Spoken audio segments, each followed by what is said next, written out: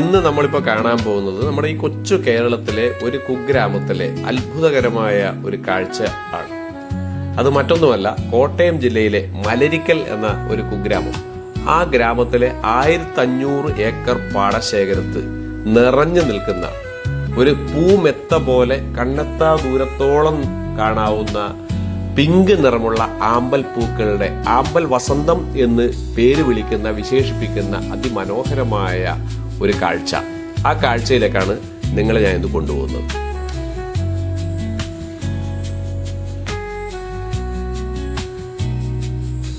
ആമ്പൽ വസന്തം എന്ന പേരിൽ അറിയപ്പെടുന്ന ഈ കാഴ്ച കുറച്ച് വർഷമായിട്ട് കേരളത്തിൽ അങ്ങോളം ഇങ്ങോളമുള്ള സന്ദർശകരെ ഈ മലരിക്കൽ ഗ്രാമത്തിലേക്ക് ആകർഷിക്കുന്നുണ്ട്.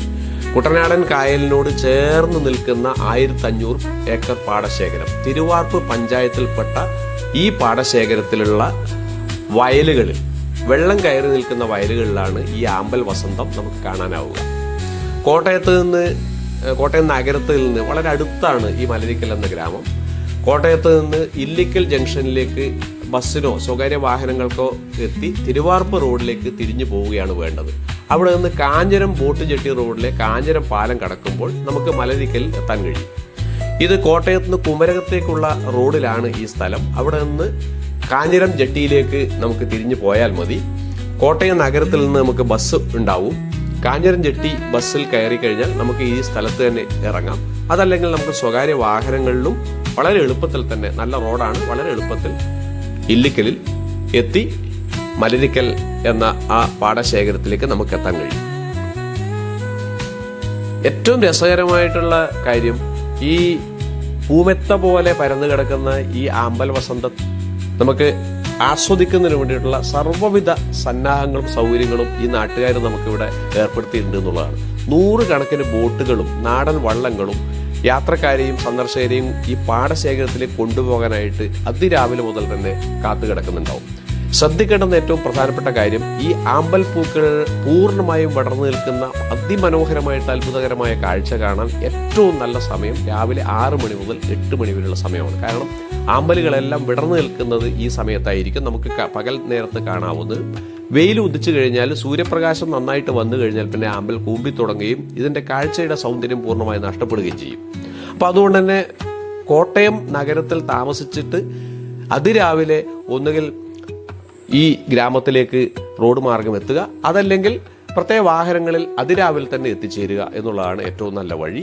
ഒരു 6 മണിയാകുമ്പോഴേക്കും മലരിക്കൽ എത്തിക്കഴിഞ്ഞാൽ നമുക്ക് ബോട്ട് വാടകയ്ക്കെടുത്ത് ഈ പാടശേഖരത്തിലേക്ക് നമുക്ക് പോകാനായിട്ട് കഴിയും. ഒരു അല്പസമയം, അരമണിക്കൂർ നേരത്തേക്ക് അല്പസമയം ഈ ആമ്പലുകളെ പരിചയപ്പെടാനും അടുത്ത് കാണാനും സൗകര്യമൊരുക്കുന്നതിന് ബോട്ടിൽ ഒരാൾക്ക് 100 രൂപയാണ് വാടക നിരക്ക്, ഫീസ്.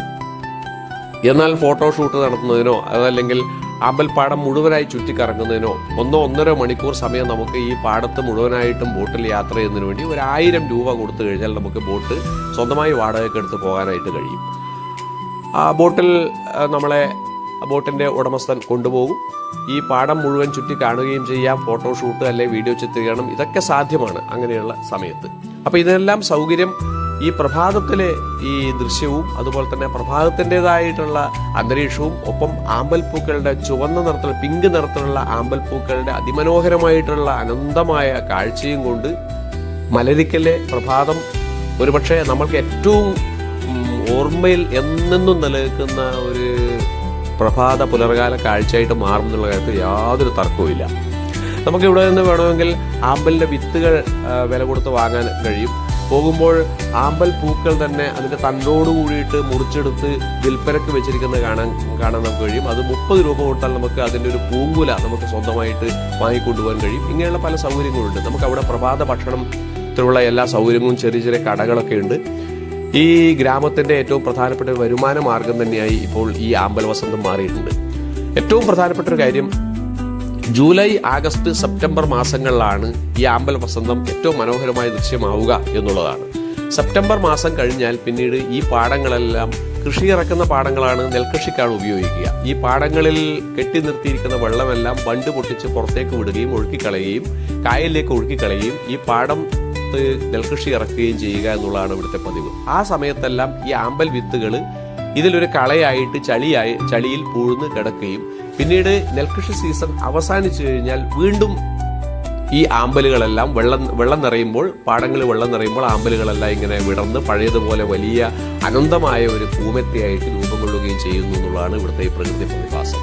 അപ്പോൾ യഥാർത്ഥത്തിൽ നമ്മളാരും നട്ടു വളർത്തുന്നതല്ല, നമ്മളാരും പ്രത്യേകിച്ച് യാതൊരു തരത്തിലും ഒരു പ്രയത്നവും ഇല്ലാതെ തന്നെ പ്രകൃതിയുടെ ഒരു പ്രതിഭാസം പോലെ നമ്മൾ സുന്ദരമായ ഒരു അനുഭവമായിട്ട് ഈ ആമ്പൽ വസന്തം മലരിക്കൽ എന്ന ഈ ഗ്രാമത്തിന്റെ ഏറ്റവും സുഹൃതവുമായിട്ടും അതുപോലെ തന്നെ സന്ദർശകർക്ക് ഏറ്റവും വലിയ കാഴ്ചയായിട്ടും മാറിയിരിക്കുകയാണ്.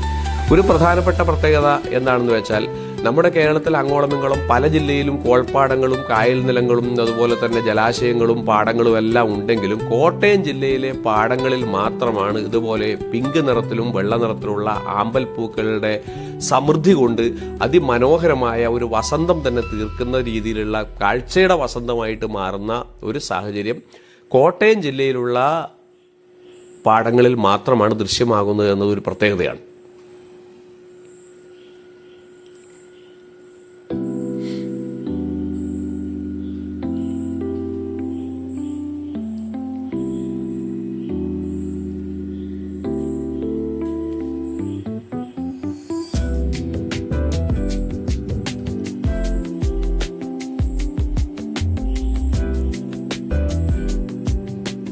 പ്രഭാതത്തിൽ ഈ കായലിന്റെ സമീപത്തുള്ള ഈ പാടത്ത് വിശാലമായ പാടങ്ങളിലൂടെയുള്ള ബോട്ട് യാത്ര തന്നെ അതിമനോഹരമായ അനുഭവമാണ്.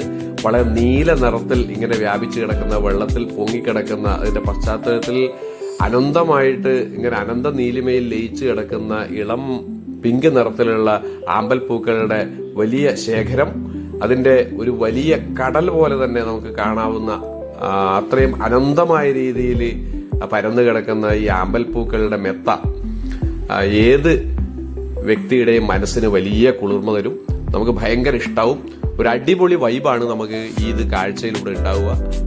നമ്മൾ ഒരു ബോട്ട് വാടകയ്ക്കെടുത്ത് 1-1.5 മണിക്കൂർ നമുക്ക് ഈ പാടത്തിലൂടെ ചുറ്റി സഞ്ചരിക്കാം. ആമ്പൽ പൂക്കളുടെ ഇടയിലൂടെ നമുക്ക് പോകാൻ കഴിയും. ഈ പാടത്ത് അധികം വെള്ളമൊന്നുമില്ല, വേണമെങ്കിൽ ഇറങ്ങി നിൽക്കാവുന്ന വെള്ളം മാത്രമേ ഉള്ളൂ പല സ്ഥലത്തും. അതുകൊണ്ട് തന്നെ നമുക്ക് വെള്ളത്തിൽ ഇറങ്ങി നിന്നുകൊണ്ട് ഈ ബോട്ട് ഉടമസ്ഥരുടെ അനുമതിയോടുകൂടിയിട്ട് അവരുടെ സഹായത്തോടുകൂടി വെള്ളത്തിൽ ഇറങ്ങി നിന്നുകൊണ്ട് വേണം ഫോട്ടോഷൂട്ട് ചെയ്യാം, അല്ലെ വീഡിയോ ചിത്രീകരിക്കാം. അതുപോലെ തന്നെ എത്ര നേരം വേണമെങ്കിലും ഈ പാടത്ത് ഇങ്ങനെ ആമ്പൽ പൂക്കളുടെ ഇടയിൽ തോണി നിർത്തിയിട്ട് നമുക്കിത് ആസ്വദിക്കാം. ഇങ്ങനെ ചുരുക്കത്തിൽ അതിമനോഹരമായിട്ടുള്ള കാഴ്ചകളാണ്. ഇപ്പൊ ഞാൻ ഇത് സന്ദർശിക്കുമ്പോൾ തന്നെ എത്രയോ ആളുകൾ ഇവിടെ തോണിയിലും അതുപോലെ ബോട്ടുകളിലും വന്ന് ഫോട്ടോഷൂട്ട് ചെയ്യുകയും അതുപോലെ യുവാക്കൾ വന്ന് വീഡിയോ ചിത്രീകരിക്കുകയും ചെയ്യുന്നതായിട്ട് കാണാൻ കഴിയുന്നുണ്ട്. ഈ പാടശേഖരത്തിന്റെ സമീപത്ത് തന്നെ ഒരു ക്ഷേത്രമുണ്ട്. ആ ക്ഷേത്രത്തിൽ നമുക്ക് വേണമെങ്കിൽ ബോട്ടിലൂടെ തന്നെ പോയിട്ട് അവിടെ ഇറങ്ങി ആ തുരുത്തിലിറങ്ങി ആ ക്ഷേത്രത്തിൽ ആരാധന നടത്തിയിട്ട് തിരിച്ചു മടങ്ങാം. ഇങ്ങനെ പലതരത്തിലുള്ള കാഴ്ചകളുടെ ഒരു അനുഭവങ്ങളുടെ ഒരു വലിയ ഓർമ്മകളുമായിട്ട് നമുക്ക് ഈ മലരിക്കലിൽ നിന്ന് തിരിച്ചു പോകാൻ കഴിയും. എന്തു വന്നാലും കോട്ടയം സന്ദർശിക്കുകയാണെങ്കിൽ തീർച്ചയായും നിങ്ങൾ ഓരോരുത്തരും മലരിക്കലിൽ വരേണ്ടതാണ്. മലരിക്കലിലുള്ള ഈ ആമ്പൽ വസന്തം ഒരിക്കലെങ്കിലും കാണാതിരിക്കുക എന്നുള്ളത് നമ്മുടെ ജീവിതത്തിൽ ഏറ്റവും വലിയ നഷ്ടമായിരിക്കും.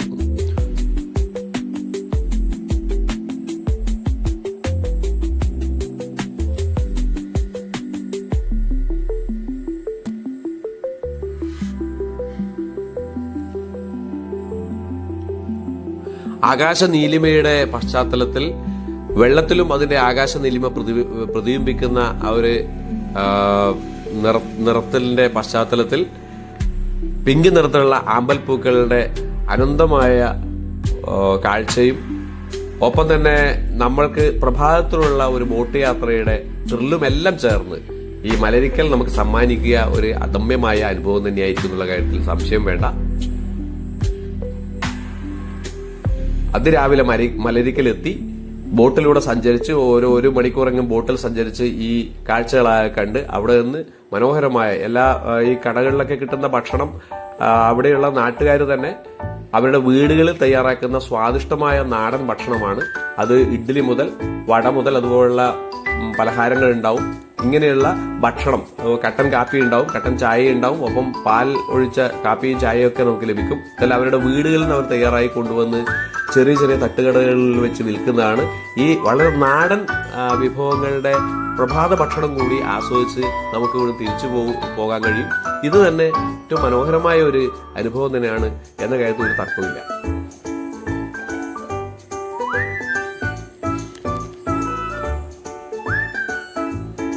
അതുകൊണ്ട് അടുത്ത തവണ കോട്ടയത്തേക്ക് യാത്ര ചെയ്യുമ്പോൾ, കോട്ടയം വഴി യാത്ര ചെയ്യുമ്പോൾ തീർച്ചയായും ഒരു പ്രഭാതം മലരിക്കലിൽ ആസ്വദിക്കുന്നതിന് വേണ്ടി മാറ്റിവെക്കണം എന്ന് ഞാൻ നിങ്ങളോട് എല്ലാവരോടും അഭ്യർത്ഥിക്കുകയാണ്.